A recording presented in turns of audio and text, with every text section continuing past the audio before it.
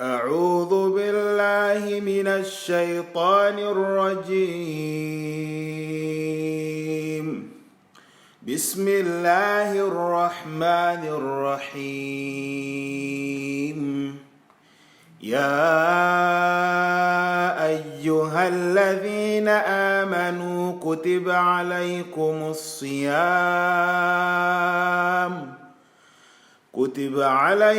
الصيام كما كتب على الذين من قبلكم لعلكم تتقون.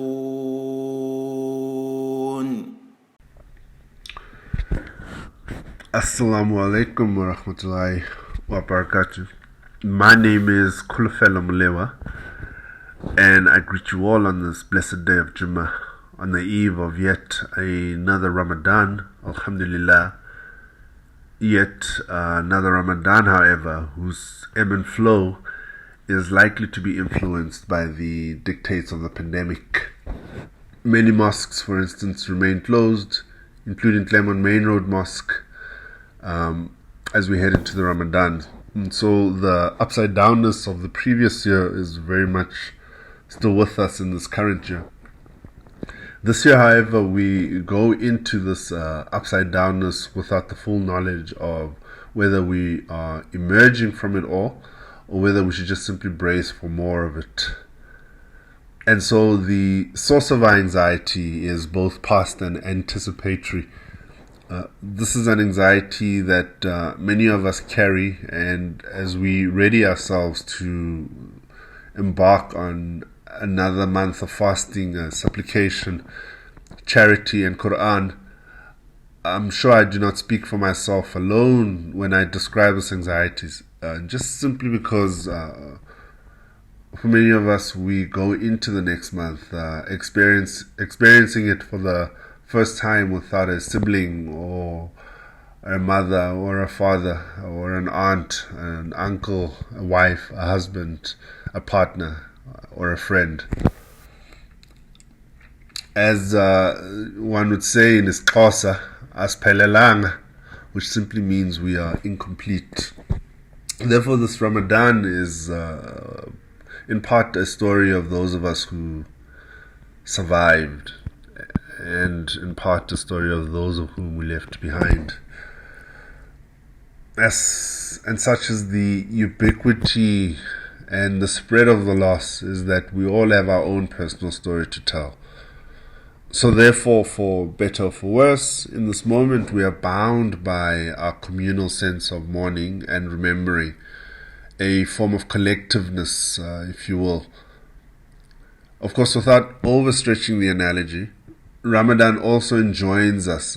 It binds us. Binds us in both faith and outlook in ways that also engender a form of this collectiveness that I describe. And here I humbly submit that in both big and small ways, the type of religious practice, the type of religious exercise that frames the month of Ramadan, in other words, so the intense forms of supplication, the heightened sense of obligation to community, is similar in some important ways to the kind of urgency and intensity that the pandemic has shaped out in small and big ways. Allahumma bismika amutu wa ahya. With your name, O Allah, I die and I live. This dua that we've recently begun teaching our 4 and 2-year-olds, it's a common dua and recited typically just before people go to bed, and we do the same for our children Mila and Harun. But it's a dua that's also acquired a weighted literalness in my own life, an added meaning over the last couple of months, because it is this very supplication that I found myself almost reflexively repeating over and over as I drove furiously to the hospital to bid goodbye to my father in September last year.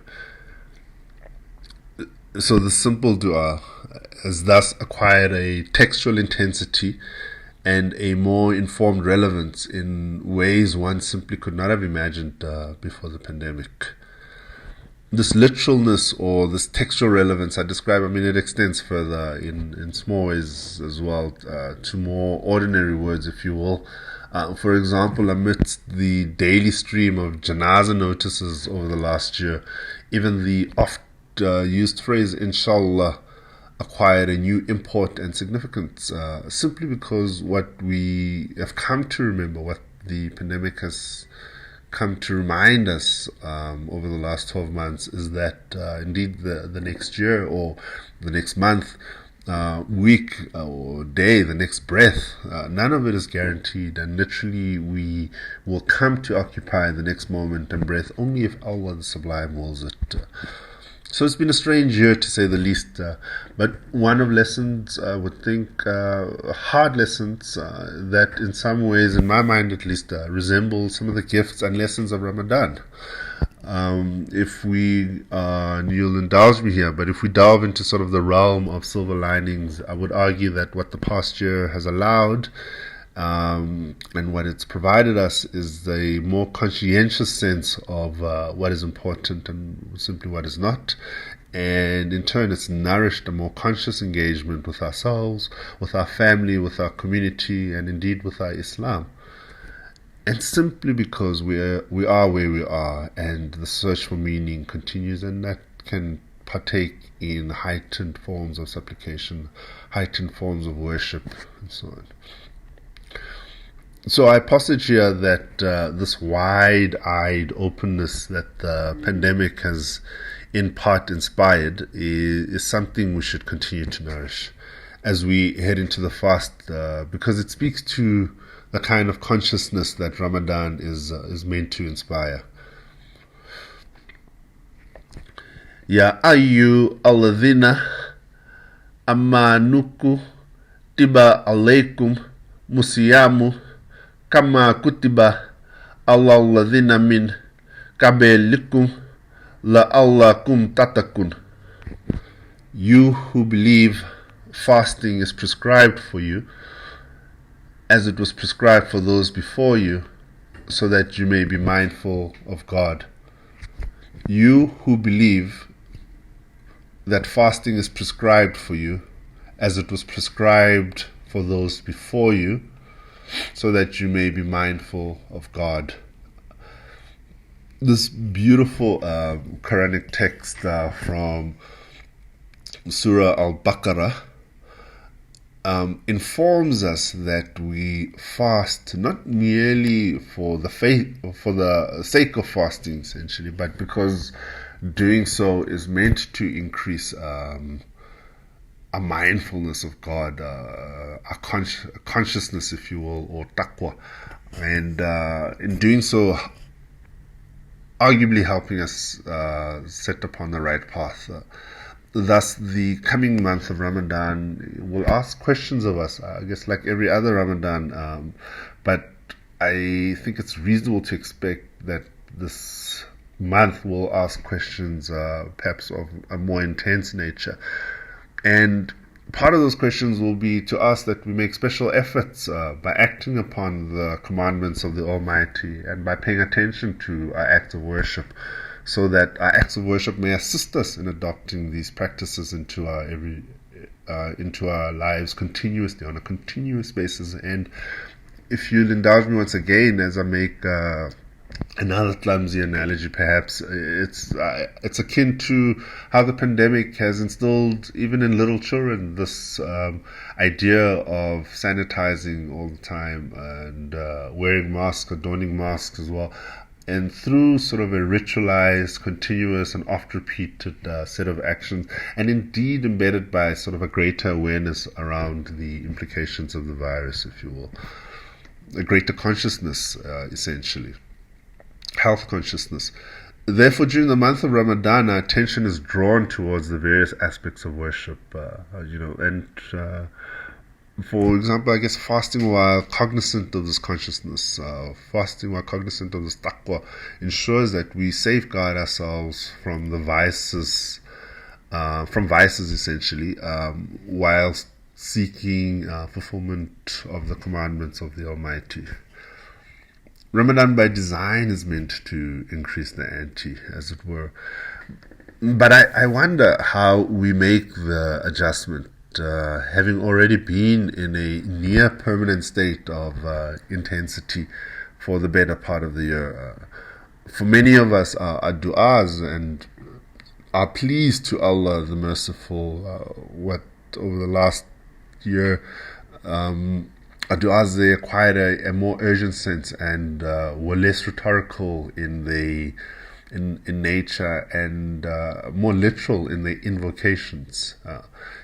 There's a nourishment of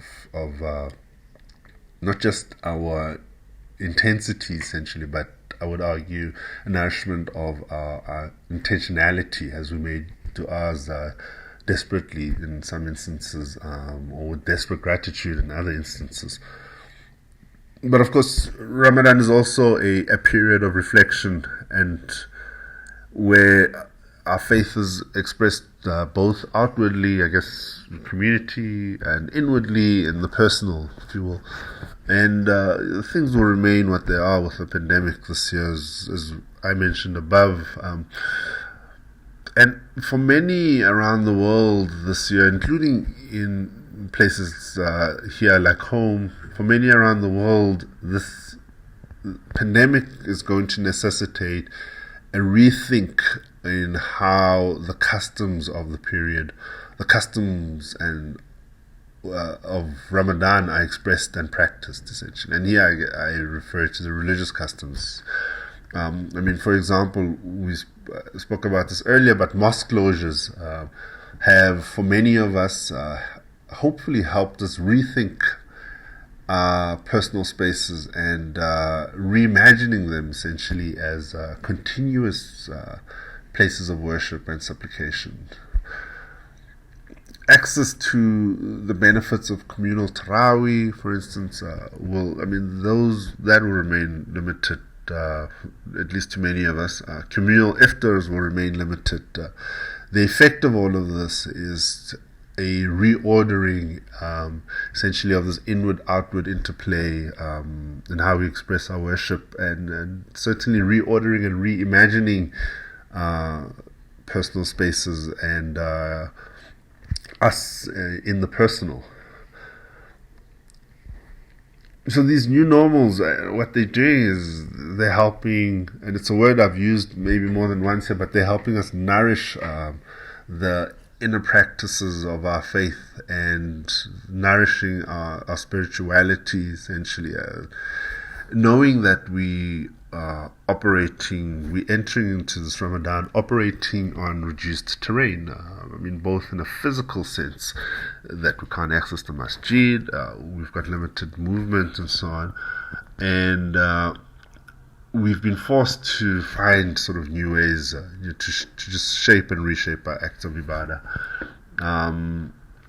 Alhamdulillah, with the help of technology, some aspects of communal worship will be available to some, and of course the obligatory acts of service and charity that come with the month of Ramadan. These are examples of outward acts of worship that center the community, and so this interplay and the obligations that come with it will persist.